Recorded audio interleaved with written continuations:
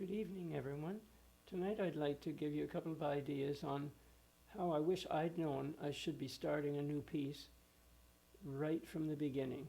And these are things I wish I'd known 7 decades ago. It would have made a big difference in my playing. But I didn't, and a dear friend, Natalie Coriati, has shown me that one of these points is that I must keep each of the shortest notes a totally equal length and not go any faster than that I can keep them all equal.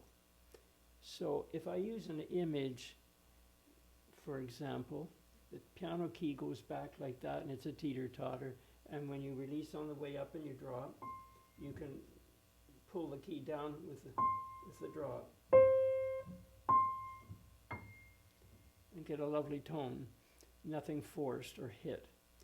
But once you've initiated that sound for that shortest note, in this case, in this piece I'm going to show you, the Mozart Sonata, the left hand is 16th notes. So the shortest note is the 16th note.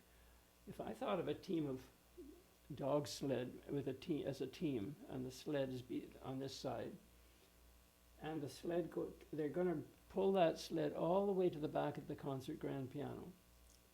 That's a distance, an image in my mind that I can think of, visualize, for how long I'm going to stay on that note. I've got to give the dogs time to get to that point.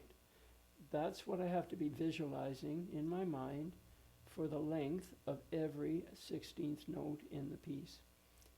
And there's a lot of them. 3/4 time, and 3/4 are 12 or 12 in every bar. So the other thing is, I don't want to go any faster than I'm going to play every note correctly. I don't want to just sort of stop when I come to a spot. Oh, what was that note?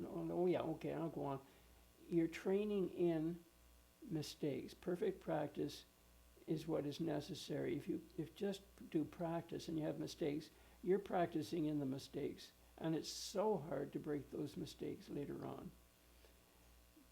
So just keep steady count by playing so slowly that you can actually read every note, and hear by listening that the length of every one of those short notes in the left hand, even though they're slow, is equal. So the dogs have time to take that trip for every note, that same distance.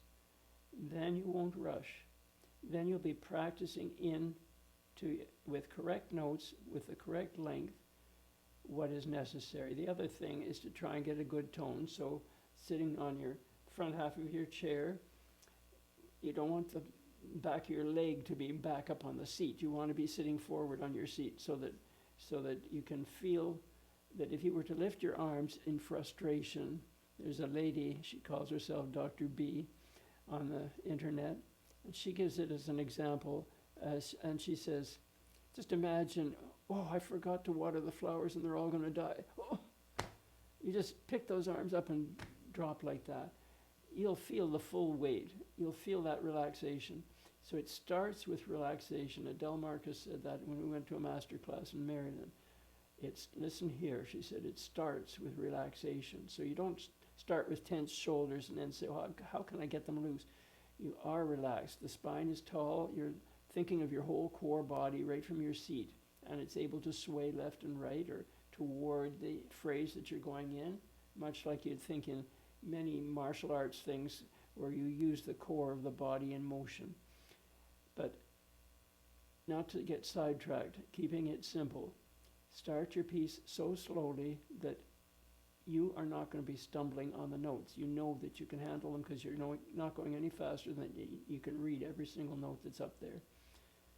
And that you're going to be listening during its length for its full length before you play the note. So it's a matter of cultivating your listening ability on a note-by-note basis, not just moving forward to the melody note like I used to think it was, well, I've got to get to that next melody note and I can go as fast as I want to get there, as long as I get there and sit and enjoy the melody note. But that's not the way it works. The foundation has to be timed so structurally perfect that it is holding the elegance of the piece like a breath of fresh air and sweetness. It's just pure when you can hear that special length every time the repeated note happens, so, or the accompaniment note happens. So I'll just show you what I mean when I play it. I'll play a bit of it. First, I have to know what the key of the piece is. The key of the piece is G major because there's one sharp. If you think of the cycle of fifths, you think of C majors, tone, tone, half tone, tone, tone, tone, half tone. So a whole tone just leaves out one of the wires one of the set of 3 wires in your harp. A half tone doesn't leave one out, it's next hammer up. So whole tone, half tone, whole tone, whole tone, whole tone, half tone. That's your C major sequence, so that's your G major sequence. Every major scale has that pattern. And there's a triad on every degree of the scale. And when you understand the triad on 1, that's in G major, that's G, A, B, C, D. 4, 1, 2, 3, 4, that's C, E, F, G, C, E, G. 5, he goes up. 1, 2, 3, 4, 5. D, F, D, E, F sharp, G, A. So, because those primary triads are the basis of so many simple country tunes, all kinds of music, is just those basic triads. And if you're going to modulate, you want to go to a key maybe close relationship. So one more sharp than G major would be D major. Go up 5 notes in G and you come to D. So to get to establish the progression to D major, I'm just showing you this because if you look at the triads in your left hand in this piece, you'll see. And when you see that, so if you see it moving to, you know that it's C, E, G. It's gone up to the chord on the 4. When you can think of the whole triad, not just the broken chord, then it simplifies what's happening structurally in your mind. It gives the brain less to have to think about, and it unfolds for you beautifully. So if you want to move from G major to the key of the dominant, which is G, A, B, C, D, D, F, or D major, D, F sharp, A, 2 sharps in D major.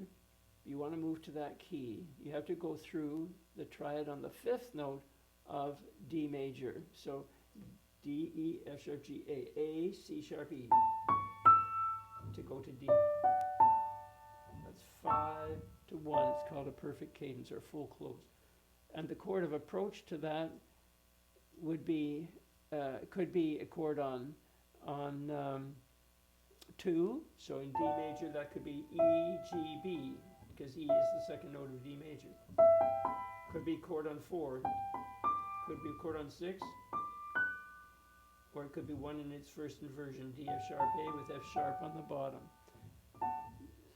When you're reading those triads, when you play them solid, block, you see those progressions, and then you understand when you come to a 5-1, it's going to be, aw, man, and you spread it out, and you don't go louder on the last chord of the phrase, you go quieter, because it's resolution, aw, man. So, and you understand the chord of approach, and then you dominant to tonic, and you're now in the new key with 2 sharps. So if you see that in your piece, you understand what notes you're playing. You're not just playing a bunch of notes, you're playing chord progressions, and you hear that. So if I play this slowly enough that I can hear how long it's going to take for the dogs to reach to the back of the piano for that one note. And the reason I'm going that slow is so that the next note will be able to be that exact length, and the next exact length, and the next exact length every time.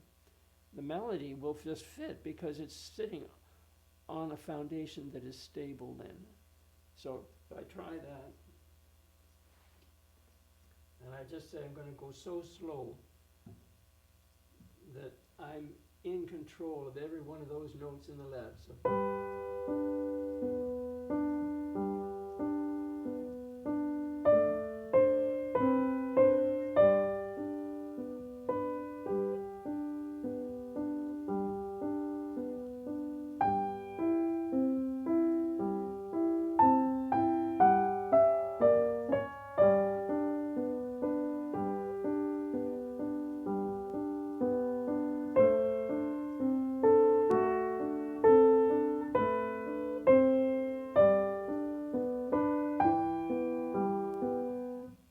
That gives you an idea, I hope, that by keeping it steady like that, the beauty and the sincerity of the music shines through, and it becomes a pleasure to practice, and you're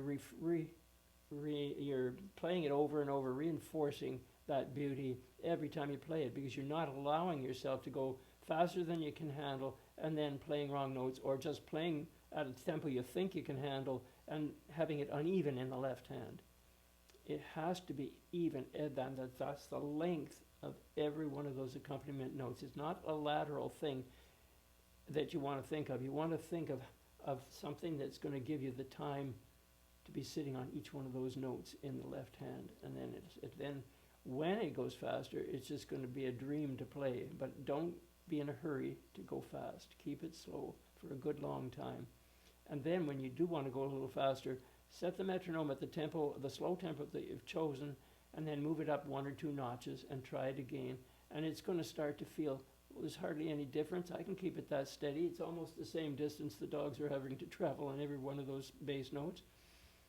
And then you'll just start to enjoy the transformation from slow to fast. Now, the other thing is to do slow, heavy practice where each finger is strong in the key, because 4 and 5 are the weak fingers, and if you can play them really strong in your heavy practice, then when you go to play it with a medium light weight or an even weight, those weak fingers will be part of the line and they'll have their own strength. So hope that gives you a few ideas on how to start a new piece. Have a good night now. Bye-bye.